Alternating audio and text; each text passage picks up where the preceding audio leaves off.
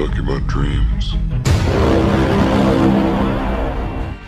Smashing the box office and drawing huge critical acclaim, Inception was a massive success that solidified Christopher Nolan's status as a fan favourite director, and someone who could still create big, original blockbusters that people would go and see. But 15 years on from its release, does it still hold up as one of Nolan's best, or has it aged poorly? Get ready as we take a deep dive into the dream world and discuss what makes this movie tick, both metaphorically and, in the case of the score, literally. So put on your suit, get in the bathtub, as we get ready to ask, Inception, is it really that good? Let's punch it.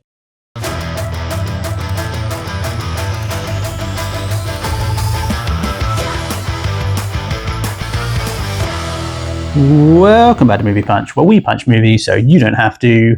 Inception, written and directed by Christopher Nolan. It's a firm favourite of mine, and I'm really excited to dive in, see if it still holds up. So let's not waste any more time and get straight to it. What the hell was that? Wendy, what was that noise? And what's this cable doing connected to my arm? Why am I getting sleepy?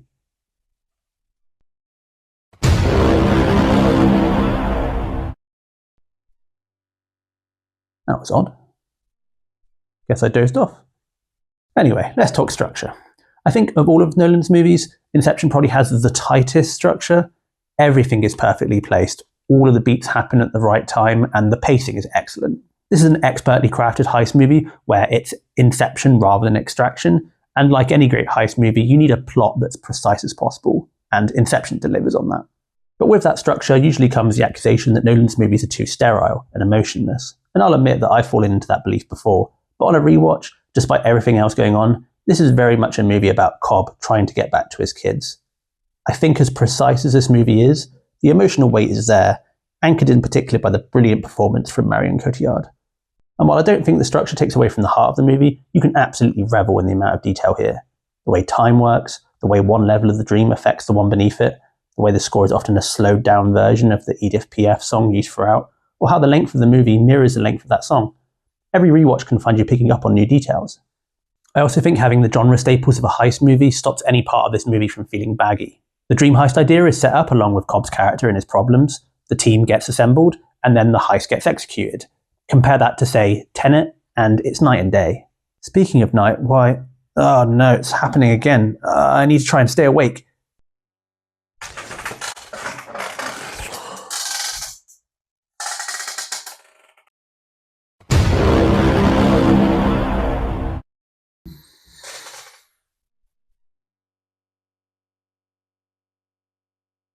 Huh. Well, that's new. As in any Nolan movie, there's a lot of fun to be had in the action, and most of that is because he shoots everything in camera, not relying on CG, instead only using it to enhance his existing action scenes. I think it would have been really easy to go big on the CG here because it's a dream, and therefore everything's supposed to look slightly off, but I'm glad they didn't cheat. The result is that even though these characters are dreaming, you still feel like the stakes are real for them, because they are. You die in the dream, you die in real life. The imagery of some of the stunts, like the train, stand out as odd, but in a way in which a dream would feel odd. The moment is unusual, but in a dream you don't realise it is, because it's not real. There's also just a real joy to see some really unique sequences, especially the rotating fight scene. There's plenty of variety here too, and the intercutting between different types of action is also excellent. I also like how there's a real reason for the enemies in this being disposable. They're just projections of the subconscious, so the only lives at stake are the protagonists. And while I absolutely praise the use of real stunts, when the CG elements happen, they're suitably brilliant. It could clearly only be done in a CG world. That said, if any director wanted to try and film a city folding on top of itself, it would be Nolan. Ugh, getting sleepy again. Okay, I'm not making the same mistake as last time. Let's go lie down.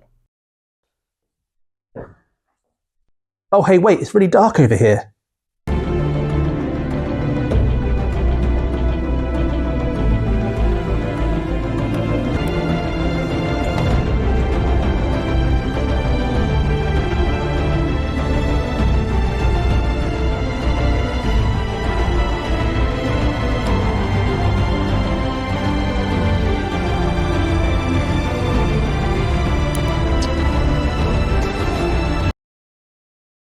Okay, hold on. Oh, whoa, oh, oh.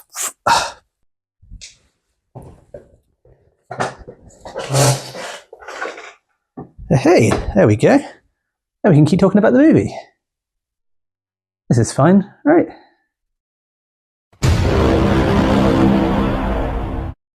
Ugh, I bet Stuckman never had to deal with this kind of crap. Anyway, let's talk the ending, because I feel like sticking the landing is really important to a heist movie. And I know a lot of people don't like open endings, but this one to me is perfect. Obviously on the surface it works, because it's a movie about a husband trying to convince his wife that she's not still dreaming. And at the end of the movie, he appears to be correct. And yet, we're not completely sure. Was that spinning top about to fall over? But if you want to, you can go much deeper than that. For starters, a spinning top doesn't make any sense as a totem. Why would it continue to spin in the dream if someone else created the dream world? It works the opposite way to a loaded dice. There are theories that Cobb actually uses something else, like his wedding ring, or that the spinning top is irrelevant because it's not really about whether he's awake or not, about what's real and what's not, because he's moved on with his life and he can see his children again. I love the ending because it makes you question everything. It forces you to be active and to think about the things you just watched, about what you could trust to be real. What happened in the movie? What was it saying? How do I feel about it? When you find yourself hunting for the question, not the answer, I feel like that's a sign of a really well-crafted movie. Not every movie has to hold up to repeat viewings, but I feel like any movie that does is usually pretty great. Right, it's starting to feel sleepy again. Not taking any chances this time. Lots of light.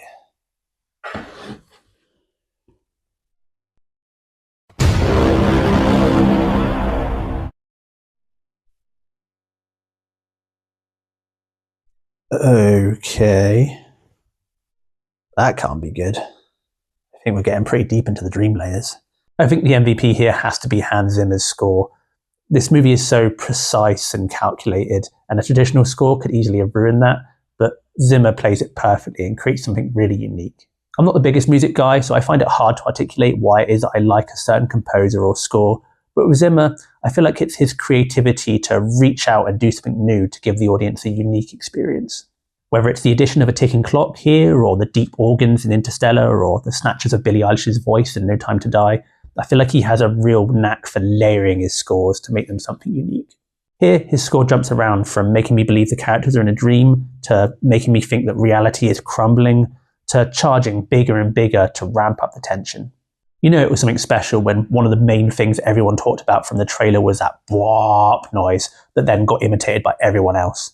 The soundscape of this movie is phenomenal, both for the way that it elevates the movie, but also for the thousands of memes it's created in its wake. Oh, sleepy again. This time it feels different.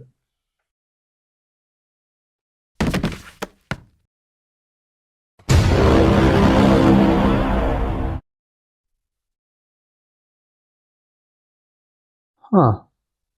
In some kind of white void. I'll try and suppress the existential terror and finish the video.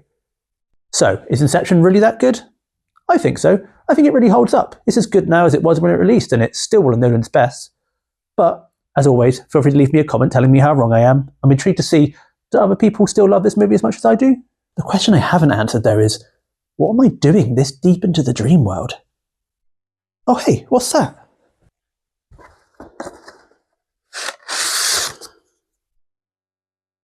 Give producer Wendy a raise. Seriously, Wendy? Wait, what's that noise?